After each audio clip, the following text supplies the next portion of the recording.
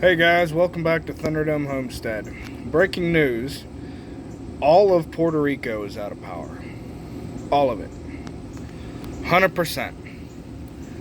So, with this intelligence and knowledge, that brings the subject up of what do you have for backup power? Because the hurricane that just went through there, it's not a big SHTF situation. Yeah, it is for them, but it's not a whole country or whole world right now. Bam, it's happening. So, hurricanes come every single year. Tornadoes happen every single year. People in certain areas know to expect these things. So, with this actionable intelligence, what do you have for backup power? Because this is not SHTF, Teotawaki, the world is ending, man. This is a hurricane. So, that being said, what do you have put in place? Do you have backup heat? Do you have backup ways to cook? Do you know how to cook off-grid? Have you actually went out and started a fire in a fire pit and tried to make rice and beans? Do you have backup lighting sources? Do you have a way to keep your food cold without power? Do you have a gas generator? Do you have a solar generator? Do you have solar power at all? Do you have a way to charge your phone? Do you have any backup communications that aren't grid dependent? Do you have ways to cook? Do you have a charcoal grill? Do you have charcoal and lighter fluid put back? Do you have an off-grid smoker? Do you have a Coleman stove? Or do you have a gas-powered griddle or something to that effect? Do you have a propane tank with a little burner that you can set up a stock pot on? Do you have implements like cast iron and stuff to cook over an open fire? That's just cooking. As far as light goes, do you have lanterns? Do you have flashlights? Did you know that if you fill up a gallon jug of water and strap a headlamp to it, it works almost kind of like a makeshift lantern? Do you have headlamps? Do you have batteries for all of these things? Do you have backup sources of heat? Say, for example, the buddy heaters. Those things are awesome. They're good to use indoors. You don't have to worry about carbon monoxide. Do you have a carbon monoxide detector? Those are necessary preps, and they're not that expensive. Do you have a kerosene heater? Do you have kerosene to put in the kerosene heater? Do you have a wood stove? Do you have a fireplace? Do you have firewood to feed that form of heat? Guys, you should have all of these things in redundancy. 2 is 1, 1 is none. Primary, alternate, contingency, and emergency. At least 4 forms of each of those things. I do. And I have that in multiple locations. Do you have a way to boil water? Do you have a backup water source? Because when the power goes out, guys, if you have a well, that's awesome, but you also need a way to get that water out of that well. Me personally, I have that pitcher pump.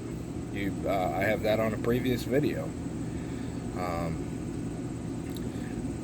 There's also, you could take PVC and put one of them end caps on it, and you can drop it down in your well with a rope, fill it with water, and pull it back up. You have water.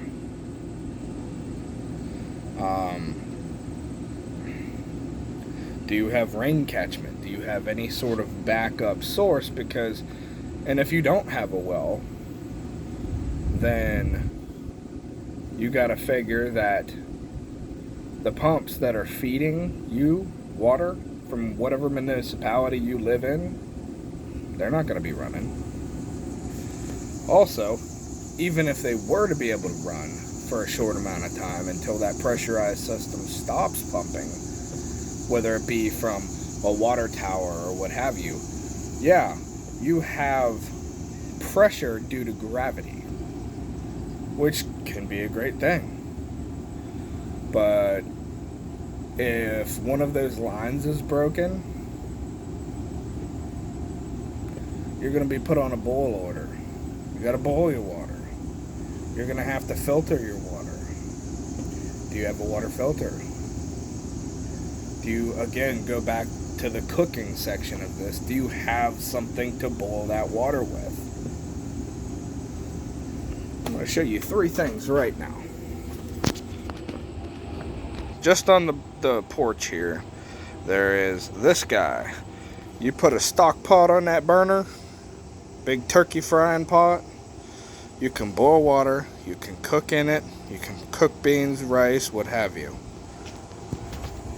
Right here, charcoal grill. Okay. And a side note, there's a little strawberry plant that got eat off by the critters, and it's starting to come back. You see the leaves coming back on it. Compost bucket. But then here, Blackstone griddle, powered with propane. Do you have propane bottles like this? They make an adapter that goes from that to that guy right there. So that's another thing too. Here's my smoker. That is electric. It's not going to be any good unless I have a way to power it. Also, another idea for backup water systems is this. I got this little hot tub. This thing's cool as shit. I love it. I sit in it all the time. Couple 100 gallons of backup water.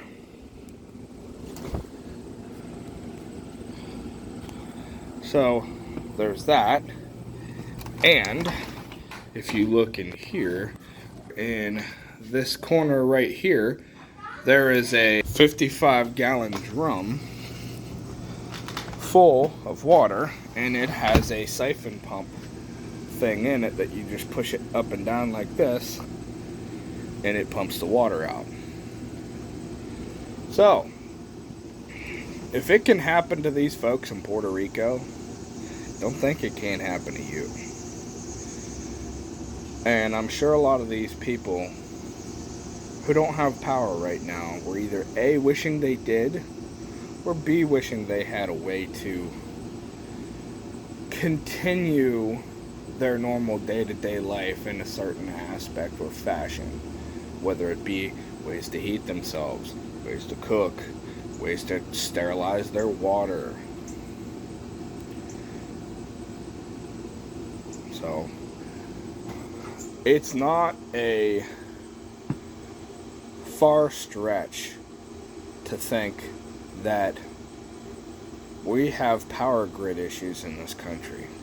And even if we don't have some sort of tornado or hurricane or something like that, there's still a good chance that at some point in time we're going to have blackouts and brownouts, because our grid is not in good shape. So that tells you guys that you need to have backups in case the power goes off. And you need to have some sort of backup power if you have some sort of necessity, like if you have temperature dependent medications like insulin and things like that, or if you have a CPAP machine or something to that effect. So